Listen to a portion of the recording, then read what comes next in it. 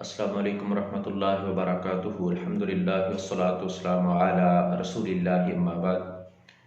آج 5 فروری، یہ دن پاکستان اور کشمیر کے لیے بڑی اہمیت کا حامل ہے۔ 1990 سے آج تک اس دن کو یوم کشمیر کا نام دیا جاتا ہے۔ اس دن کشمیری اپنی آزادی کی آواز کو بلند کرتے ہیں اور پاکستانی ان کے ساتھ اظہار یکجہتی کرتے ہیں، اور یہ ان کا ہم پر حق بھی ہے۔ اللہ تبارک و تعالی قرآن مجید سورہ البقرہ میں ارشاد فرماتے ہیں، وَمَا لَكُمْ لَا تُقَاتِلُونَ فِي سَبِيلِ اللَّهِ وَالْمُسْتَضْعَفِينَ مِنَ الرِّجَالِ وَالنِّسَاءِ وَالْوِلْدَانِ الَّذِينَ يَقُولُونَ رَبَّنَا أَخْرِجْنَا مِنْ هَذِهِ الْقَرْيَةِ الظَّالِمِ أَهْلُهَا۔ اللہ تبارک و تعالیٰ فرماتے ہیں، اور کیا ہے تمہیں کہ تم اللہ کے راستے میں اور ان بے بس کمزور مردوں، عورتوں اور بچوں کے لیے نہیں لڑتے جو کہتے ہیں، اے ہمارے رب ہمیں اس بستی سے نکال دے جس کے رہنے والے ظالم ہیں۔ وَجَعَلْ لَنَا مِن لَّدُنْكَ وَلِيًّا، اور اے ہمارے رب ہمارے لیے اپنی طرف سے ایک حمایتی بنا دے۔ وَجَعَلْ لَنَا مِن لَّدُنْكَ نَصِيرًا، اور اے ہمارے رب ہمارے لیے اپنی طرف سے ایک مددگار، ایک نصرت کرنے والا بنا دے۔ تو اس سے معلوم ہوا کہ دنیا کے کسی بھی خطے میں، زمین کے کسی بھی ٹکڑے پہ جب مسلمانوں پہ ظلم ہو رہا ہو، کمزور ہوں، بے بس ہوں، اپنا دفاع نہ کر سکتے ہوں، تو جو آزاد امن والے علاقوں میں رہنے والے مسلمان ہیں ان کی ذمہ داری ہے ان کے ساتھ اظہار یکجہتی کریں، ان کی مدد کے لیے اپنی طاقت کے مطابق جو ہے وہ کھڑے ہوں۔ اور اسی طرح سورہ الانفال میں اللہ رب العالمین نے فرمایا، وَإِنِ اسْتَنْصُرُوكُمْ فِي الدِّينِ فَعَلَيْكُمُ النَّصْرُ، اور اگر تو وہ تمہیں دین کے بارے میں پکاریں، دین کے بارے میں تم سے مدد طلب کریں تو لازم ہے تم پر مدد کرنا۔ تو آج کشمیریوں پر ظلم ہو رہا ہے، ان کو اپنے گھروں میں بند کیا ہوا ہے، تو ظلم کے پہاڑ ان پر ٹوٹ رہے ہیں، تو یہ ان کا جرم کیا ہے؟ اس کی وجہ کیا ہے؟ لا الہ الا اللہ محمد رسول اللہ، کلمہ اسلام،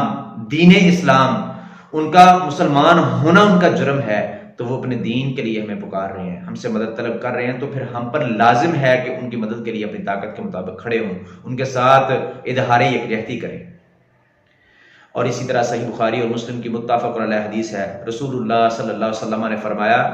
حق المسلم علی المسلم ست، مسلمان کے مسلمان پر 6 حق ہیں، ان میں سے ایک رسول اللہ صلی اللہ علیہ وسلم نے فرمایا، وَإِذَا دَعَاكَ فَأَجِبْهُ، جب وہ تمہیں پکارے، تمہیں دعوت دے، اس کی پکار پر لبیک کہو، اس کی دعوت کو قبول کرو۔ اور وہ دعوت صرف کھانے پینے کی نہیں ہے، صرف افطاری کی، ولیمے کی، کھانے پینے کی نہیں ہے، کھانے پینے کی دعوت بھی اس میں شامل ہے، لیکن کھانے پینے کی دعوت ہی شامل ہے یہ بات درست نہیں ہے۔ وہ دعوت عام ہے، کوئی بھی ہو، کوئی مسلمان لا علمی کی وجہ سے اللہ تعالیٰ کی کسی نافرمانی میں مبتلا ہے، شرکیہ کاموں میں مبتلا ہے،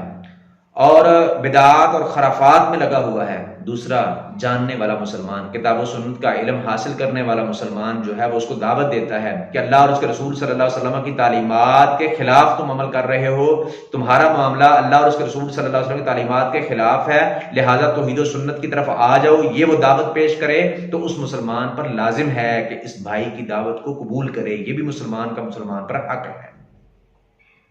اور اسی طرح کسی علاقے میں مسلمان بے بس ہیں، کمزور ہیں، تو مدد کے لیے پکارتے ہیں، اپنا دفاع نہیں کر سکتے ہیں، تو ان کا دفاع کرنا امن والے علاقوں میں رہنے والے مسلمانوں پر لازم ہے، ان کے ساتھ اظہار یکجہتی کرنا، ان کا دفاع کرنا، اپنی طاقت کے مطابق ان کے لیے کھڑا ہونا، یہ مسلمانوں کے لیے لازم ہے۔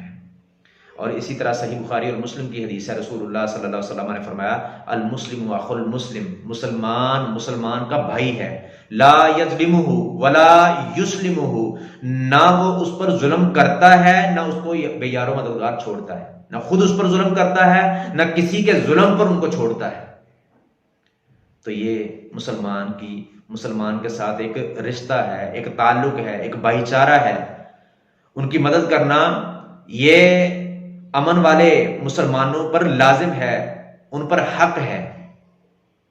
رسول اللہ صلی اللہ علیہ وسلم نے کئی احادیث میں مثالیں بیان کی، مسلمان کی آپس میں رحم دلی، نرم خوئی اور ان کی محبت کی مثال ایک جسم کی مثال دی کہ ایک جسم کی طرح ہے۔ جس طرح جسم کے ایک عضو کو، ایک حصے کو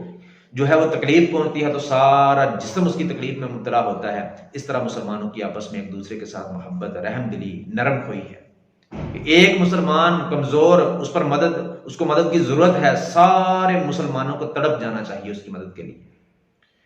اور اسی طرح بنیان عمارت کے ساتھ رسول اللہ صلی اللہ علیہ وسلم نے مثال دی